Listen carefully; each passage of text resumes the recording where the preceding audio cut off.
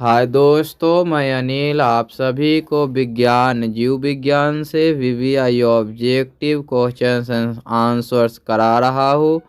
आप सभी को पता है कि प्रत्येक प्रश्न एक्सप्लेनेशन अर्थात व्याख्या के साथ बताए जा रहे हैं। वीडियो में शुरू से अंत तक बने रहे। प्रश्न देखते हैं। 41 नंबर प्रश्न है। पीछे के दो वीडियो में 40 तक हो गए हैं। रुधिर का कौन सा अवयव रक्तस्राव को रोकने में मदद करता है? ऑप्शन ए लसिका, option B plasma, option C platelets, option D इनमें से कोई नहीं। इसका सही उत्तर ऑप्शन सी प्लेटलेट्स होगा। प्लेटलेट्स ही क्यों, इसको थ्रोम्बोसाइट्स भी बोलते हैं। क्या बोलते हैं? थ्रोम्बोसाइट्स। रक्त बिंबाणु भी बोलते हैं, है ना, रक्त बिंबाणु बोलते हैं। तो इससे पता चलता है कि यह रक्तस्राव को रोकने के लिए थक्का बन जाता है। लसिका क्या है? एक तरल संयोजी ऊतक है जो कोशिकाओं के अंतर कोशिकीय स्थानों में भरा रहता है। प्लाज्मा क्या है? यह रक्त के अवयवी कण है जो पीला चिपचिपा द्रव होते हैं, जो पूरे रक्त के लगभग 55% भाग पाए जाते हैं, मतलब कि आधे से भी अधिक, है ना। तो इस प्रकार आप समझ पाए होंगे कि रुधिर जो है उससे स्रावित होने में रोकना होता है तो क्या आता है उसके समीप? प्लेटलेट्स आ जाता है। प्लेटलेट्स ही इसे रोकता है ना। प्रश्न संख्या 42 है। वृक्क की रचनात्मक एवं क्रियात्मक इकाई किसे कहते हैं?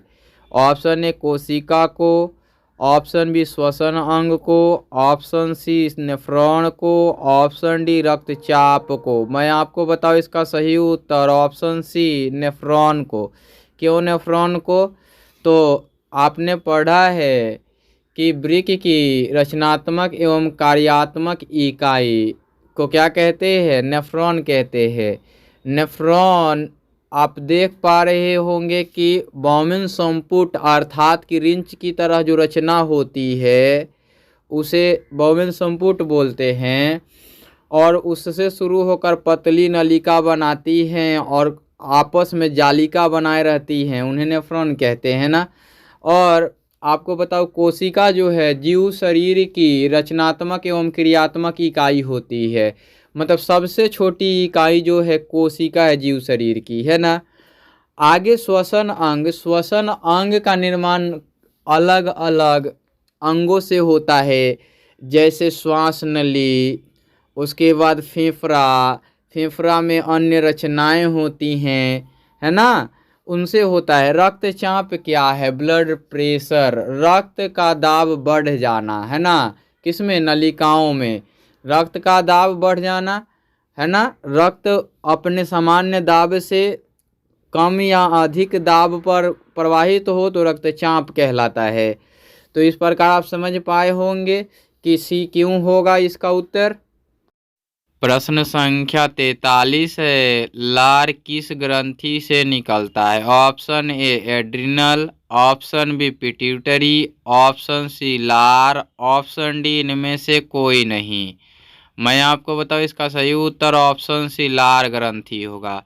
एड्रिनल ग्रंथि से दो हार्मोन कार्टिकोइड्स और मिनरेलोकार्टिकोइड्स स्रावित होते हैं। पिट्यूटरी ग्रंथि का दूसरा नाम मास्टर्स ग्रंथि है। इससे काफ़ी हार्मोन स्रावित होते हैं, जैसे वृद्धि हार्मोन GH और थायराइड उत्तेजक हार्मोन TSH।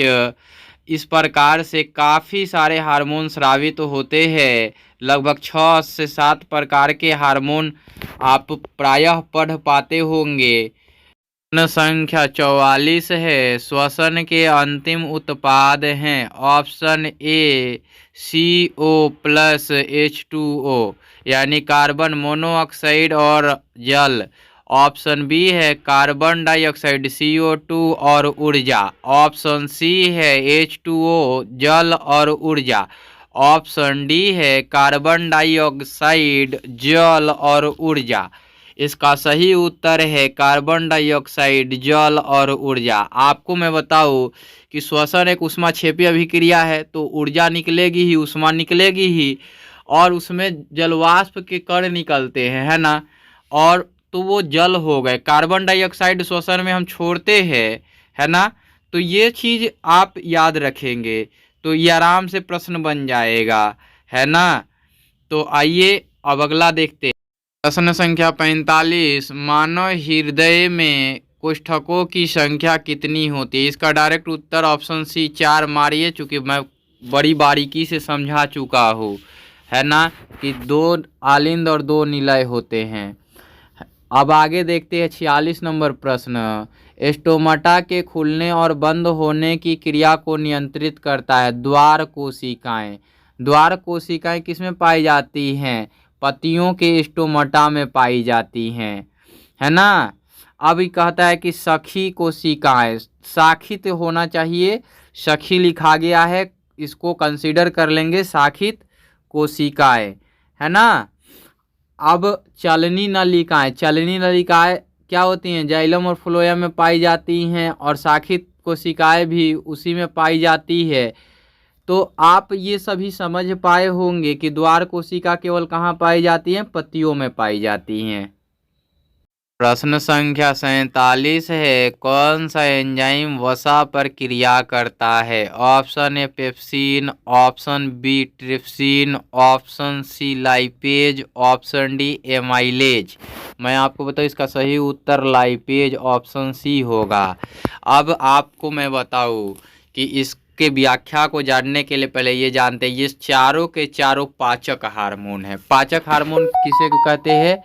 जो हम भोजन करते हैं और उनके विभिन्न प्रकार के खनिज लवणों को और प्रोटीन कार्बोहाइड्रेट को विखंडित करने का कार्य करते हैं, उन्हें पाचक हार्मोन कहते हैं।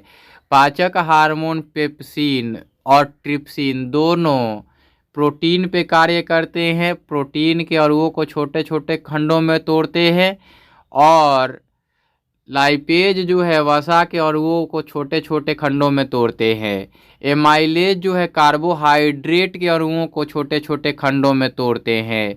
तो इस प्रकार से आप समझ पाए होंगे कि लाइपेज ही क्यों।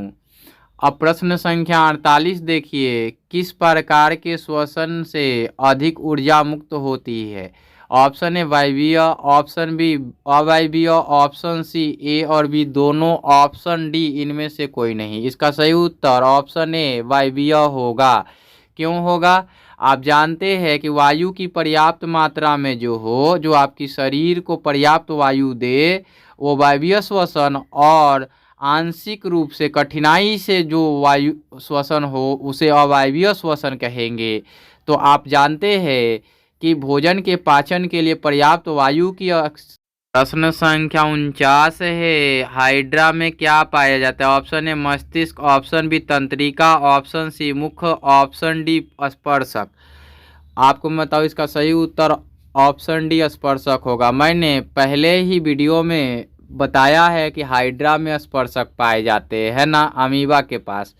अब देखिए प्रश्न संख्या 50 है, हरे पौधे में पोषण की विधि कहलाती है? ऑप्शन ए प्राणी समयोजी पोषण, संभोजी पोषण कर लीजिएगा, समयोजी नहीं संभोजी पोषण। मैं यहाँ टाइप करने में मिस्टेक कर दिया हूँ, ठीक है ना। बाकी ऑप्शन बी में दिया हुआ है परपोषण, परपोषण के बाद ऑप्शन सी दिया स्वपोषण, ऑप्शन डी में इनमें से कोई नहीं। तो हरे पौधे में स्वपोषण होता है, ये आप हमेशा से जानते हैं, अभी भी जानिए, ऑप्शन सी इसका सही होगा।